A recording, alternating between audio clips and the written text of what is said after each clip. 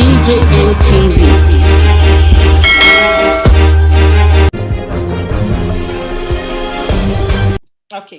Okay, thank you all so much. I'm going to be very, very brief because I know you all have your meeting. I am so glad to be here.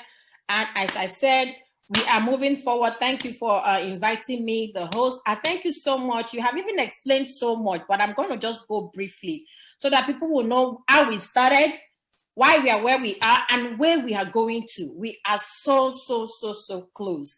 First of all, NINAS is the Nigerian Indigenous Nationality Alliance for Self-Determination. That is what we're doing basically. We are claiming our territories. We are claiming our positions. We are claiming our land. So this is not about Fulani telling us what to do. This is us saying, we the people, we want what belongs to us, what rightfully belongs to us. We are not going to fight over it because it is ours. So we're not going to fight over it. So this is ours. So I just want you to grab your indulgence and give me just a few minutes to explain how it all started. I'm not going to go into too many details, but I'll just show you how everything started. First of all, in 1999, when the Constitution was written, in actual fact, that Constitution was not written. It was actually adopted through Decree 24. That was adopted the 1979 Constitution through Abdusalam Decree 24, turned it into 1999, and made a mess of everybody. That 1999 Constitution is the problem, is the cause of what we are, where we are right now. And that is why NINAS decided that the first thing that we have to do before we think of anything else is to pull down that Constitution. So we said, you see, this 1999 Constitution must come down for us to go forward. And why do we want to do that? Because in this Constitution, there are 68 exclusive lists. All these 68 exclusive lists makes it impossible for a Yoruba man to generate the money that comes in Yoruba land to be used for Yoruba people. They made it so difficult. The Igbo man, the money that is generated in his own land to be used by his own people and for his own people. So this 68 exclusive list, if you go through it, you would say, God forbid, how did we even allow this to happen for so long? Guess what? The Port Authority in Lagos generate billions of dollars. They generate a lot of money. But guess what? Lagos State alone does not get back that money because this Constitution allows about 70% of what Lagos State makes to go to Kano State that generates 0%. Do you understand what I'm saying? So this Constitution is the Constitution that made them to make our students would have 200 and something for JAM, and they will not qualify to get into institutions of higher learning, but their own kids with 50% can come in and study medicine. This Constitution made it so. This Constitution made it so that you cannot generate electricity in our land. If you go to Nigeria now, everybody has this small generator. I better pass my neighbor. That is what they are using. And here in America, we have like 24 hours. All you need to do is to pay your bills. Is that not it? That Constitution made it so. So if you go and open the Constitution, you see all these 68 exclusive items on the list. And that is why we say we are no longer doing. You have to pull it down for anything positive to happen.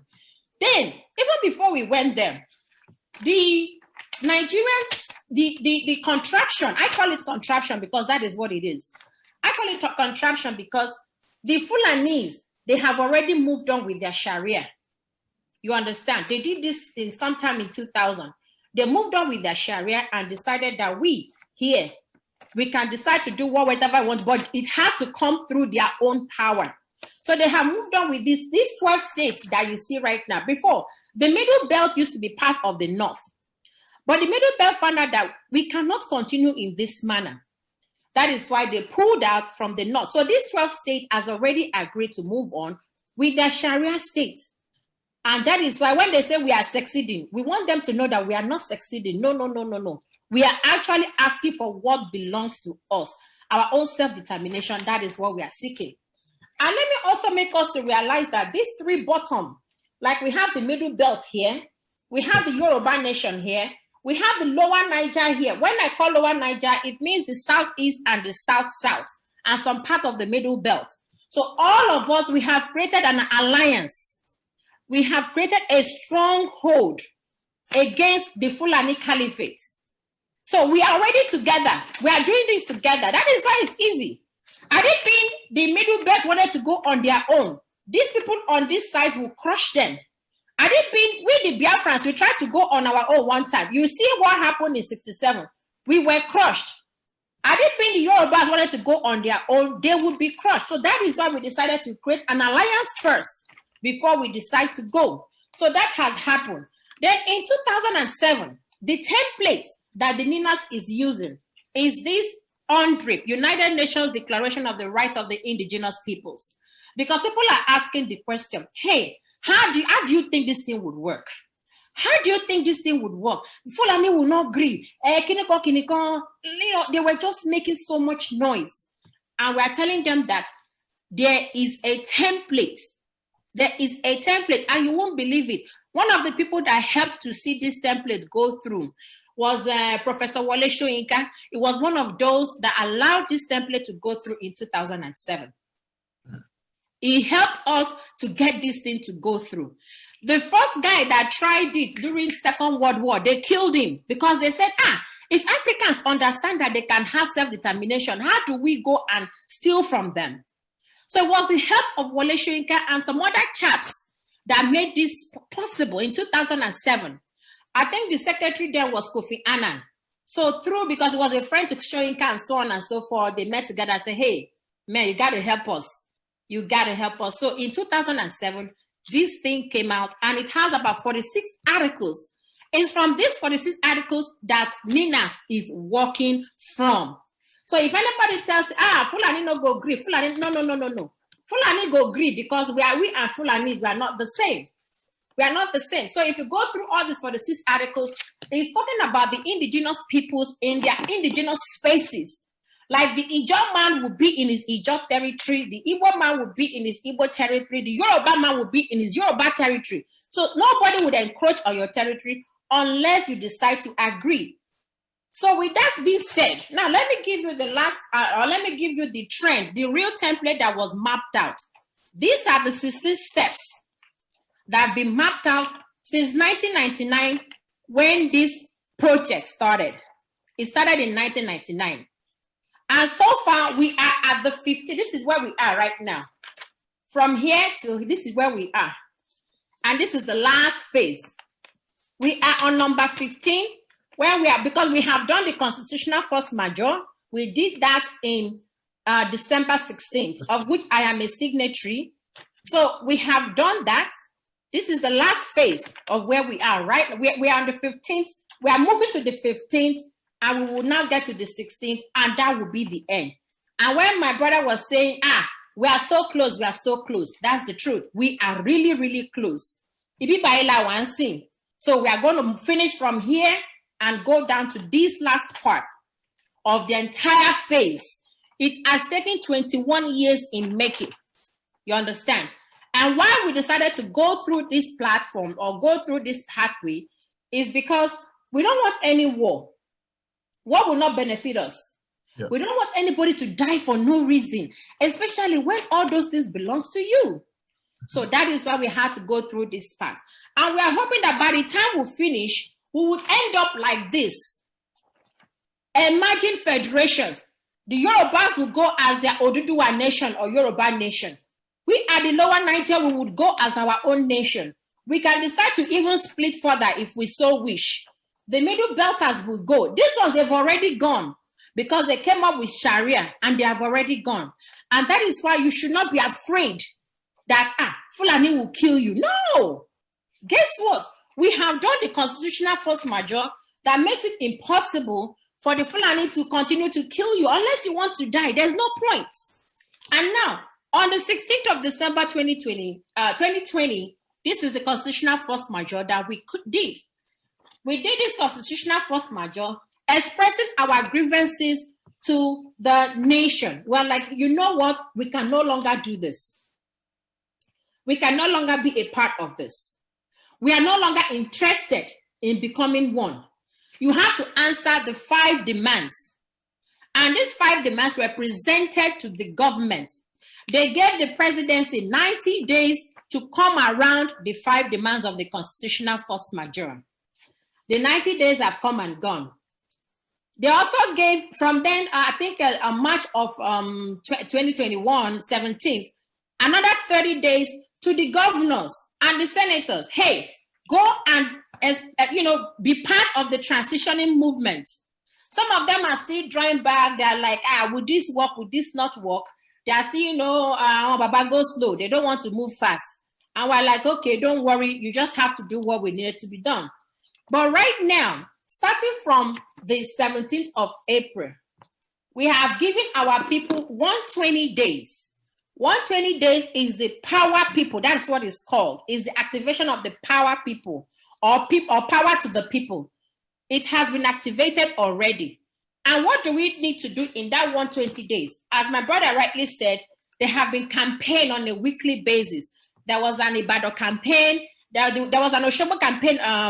Was it today or yesterday? Yeah. It was today, Abi. No, today. It was yesterday, sorry. There was a Oshobo campaign yesterday. And the campaigns would have to continue. And so the reason why we are doing these campaigns and, the army or whatever, police, they are not attacking is because of the force majeure. They can no longer attack. Because we've now said that we are disputing that constitution. The constitution no longer holds us binding. And that is why we want to create that awareness. Everywhere you go, you talk to your people, educate them, let them know why they shouldn't even fight in the streets. Let them know why they should all come together, because everybody has to come together to agree on what we are doing. So the campaign is very, very effective. I watched it yesterday. I saw Sunday Igboho. I saw Koiki. I saw a lot of people out there. I saw it. They came out, and it has to be continuous until the end of that 120 days. And what are we looking at that 120 days? We have already told the owners of the land, this is you and I, my own land, your own land, that, hey, once that 120 days comes up, you have every right to do whatever you want to do. And we have told the government. They are pretending as if they are not listening. And they're pretending that what we are doing is online. It's not online, no. There is so much work underground. There are not so many things I can tell you now. But there's so much work underground. The United States is involved. Even the UK has answered. EU has answered. They say, no. They cannot deal with this. Because they know that we are legitimate in what we are talking about. And the UN is so much in support because guess what? We have to go through the 100. If we did not go through that 100, they'll say, what are these people talking about? You understand? So we went through the 100 that was proclaimed in 2007, and that is what is helping us. So to wrap it up, with the 120 days, what we are looking forward to, as I said, we're going to have referendum. The referendum would be supervised by the United Nations. I saw somebody doing, wasn't a little advert that there will be referendum on June 12th. I don't think so. We have to end our 120 days before that referendum. And any referendum that you do online, it's not acceptable. No, the United Nations has to supervise the referendum. So let us not be carried away. Because some people will say, June 12th, come on, it's for Yoruba Nation. These people like these Fulani guys, they know that their time is up. They know that already. So they're looking for loopholes. They're looking for who to bribe. They're looking for who to give money. They're looking for so many things. So people should not get carried away. There is no referendum on the 12th. I mean, you can verify that, Brasha, you can verify that. But I know personally that there is no referendum. It's confirmed already. Yeah. Okay, good. So don't get carried away. The referendum has to be supervised by the UN. And by the time we have this referendum, the Oduduwa nation would emerge. Everybody, my own nation would also emerge. That does not mean that I will hate my Yoruba brother or whatever. No, we'll still be friends. If I have to come to your country, I get visa. But the bottom line is that the ECOWAS visa should be able to be easy for me to go up and down. So don't even get that, if Igbo goes, this will happen if Yoruba. No. Let us go first of all, because the things that we are hoping to get at the end of the day is innumerable. We can't even count it. We can't count the things that we would get eventually. Because guess what? If this thing happens, the cocoa farm that is in Yoruba land would bloom. Everybody will go back to farm. I think it's in Ondo, they have a lot of asphalt and bitumen, and yet we don't have roads. You can imagine that. A friend, my classmate in those days did a project on that when we were in Ibadan. He did a project, he got some samples, he wanted to quantify the amount of asphalt and bitumen in Ondo State. Massive. And yet, no good roads in Nigeria. Does it make sense? It doesn't make sense. The Ajakuta steel that is there, I've been there like even before, I can't even remember when. It's not generating anything. Do you know what we can make with the steel? Do you know that we can even use steel for so many things, from cars to airplanes to so many things that we can do with that? In my own area where we have coal in Enugu State, do you know what coal would generate for my people? At least constant electricity. It will generate that for my people. So let us not be, carried away that, if Yoruba goes, what will happen? No. Let us go first of all. What will happen will happen. We'll still be friends. And we'll be able to manage our resources by ourselves. Friend, and us. We will be able to manage our resources for ourselves, for our children, even for our unborn generation. And guess what? By the time things get settled, a lot of us would leave United States of America and go back home. Thank you so much. So thank you all so much for giving me this time. If you have any questions, let me know. Thank you so much. I know there's no better way to collaborate. And when you invite doctor, and doctor, there are doctors, emeritus, there are emeritus doctors. So we really appreciate you. Thank you so much for coming, Dr. Anosike. God bless you. God bless you. I know by the time we get to our bus stop, which is our own good place of very soon. Very soon. It is so soon. It's so soon. I can't even. I wish I could give it a date that is next week. It is that close. Honestly, it is that close. Yeah. Thank you so much. We have really enjoyed you, and we say God bless you. Thank you, my brother. Thank you, all of you. We always engage you more and more. Sure. We know that we call you any day, anytime again, you're going to answer us. Definitely. Thank you so much. All right. Thank you all. God bless you all. Yeah. Okay, bye-bye. Bye. Thank you. Back to you.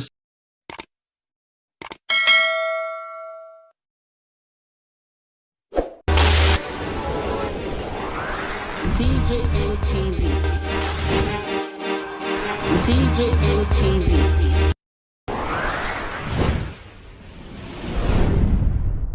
People and people don't say no, they don't like it. Welcome to DJM TV. DJM TV. DJM TV. DJM TV. DJM TV. Some of the delegates and ask the question. DJM TV.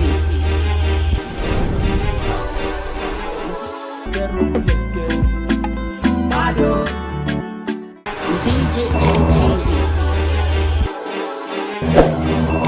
DJM TV. DJM TV.